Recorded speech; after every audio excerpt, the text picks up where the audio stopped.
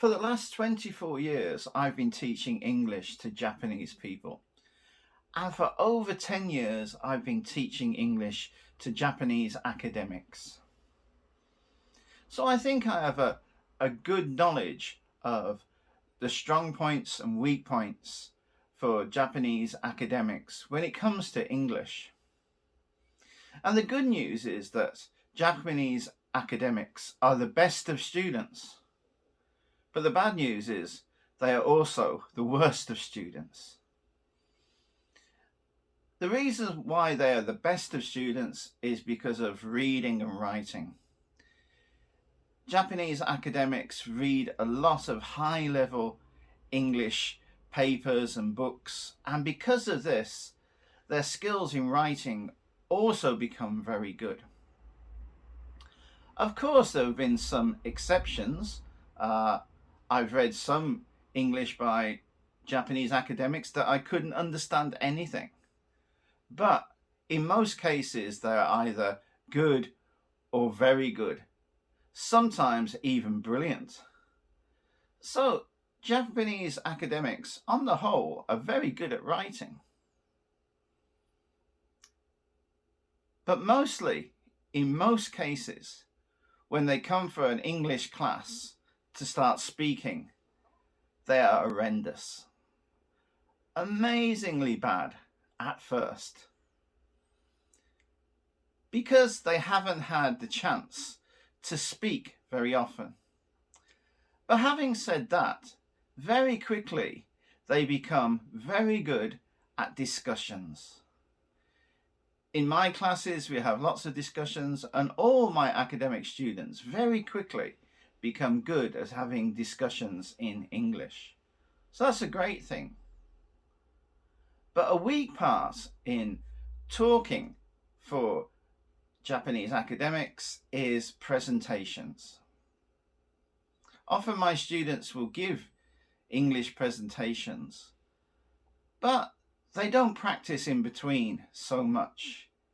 And when they do create a presentation, they spend the vast majority of the time writing it and not enough time practicing it. So it ends up sounding very much like written English and a little bit stilted.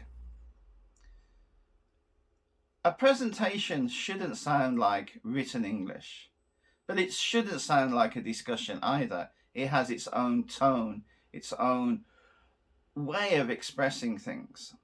So practicing presentation skills regularly is a very important thing. So how can we bring up the level of Japanese academics speaking in regards to giving English presentations? Well, that is actually very easy. All we have to do is the same thing as with writing. My Japanese students write a lot.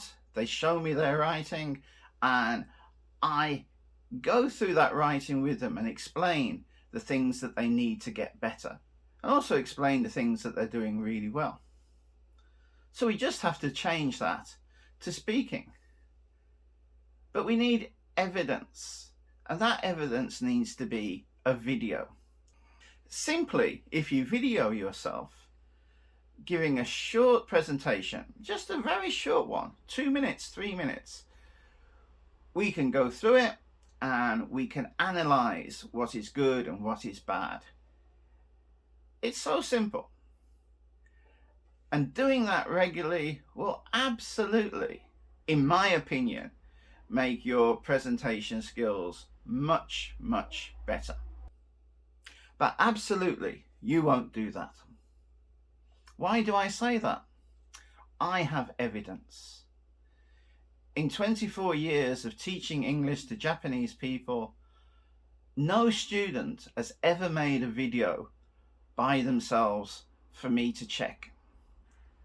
If I coerce a student to do it, they will do it. But unless I force them to do it, they won't do it. And I don't want to coerce my students because, in my opinion, coercion is anti educational. I think people should do things because they want to, not because they're forced into it. So, I will never force a student to make a video. And I don't think students will make videos. Having said that, I hope you're the exception.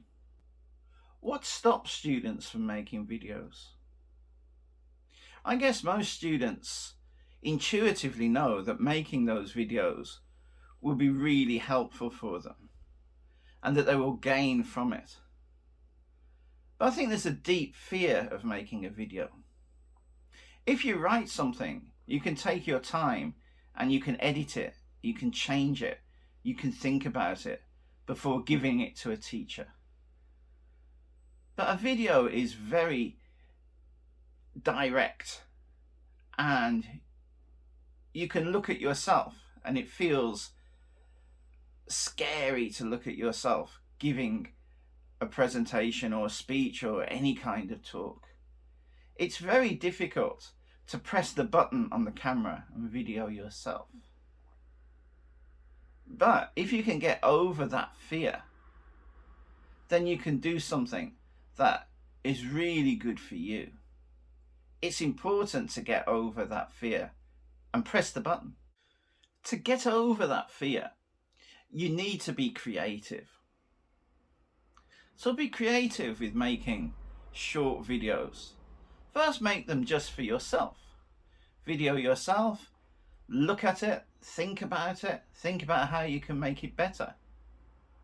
Try editing the video and see if it looks better with some editing. Then show it to somebody. If you have a friend that's a native English speaker or a friend who's very good at English, show them. Get them to tell you what they think.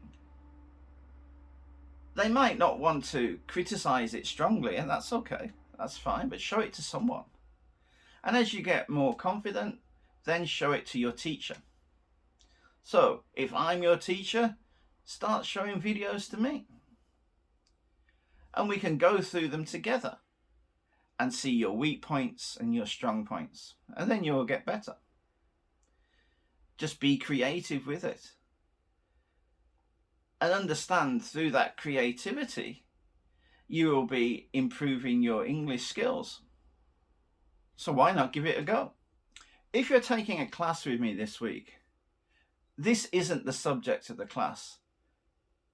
This week's subject is Dr. Edward de Bono's ideas of thinking, his 6 coloured hats way of thinking.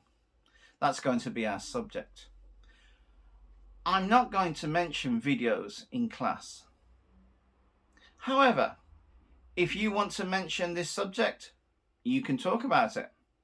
If you want to implement it in your classes, I'm willing to put them into our classes, but you have to initiate it.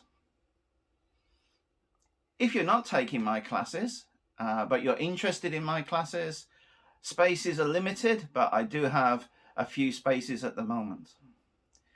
If you have another teacher, I'm sure if they're professional, they would be very happy to talk to you about videos that you've made in English. If you've enjoyed this video, please give it a like. If you haven't, please give it a dislike. That's fine too. Thank you very much for watching. See you next time. Bye for now.